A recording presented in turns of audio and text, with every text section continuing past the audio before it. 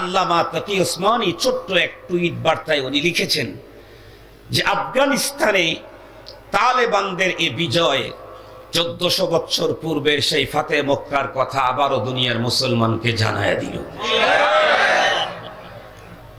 আর দেখায়া দিল পৃথিবীকে ঈমানী শক্তির কাছে কোনো টেকনোলজি আর সায়েন্সের কোনো দাম নাই।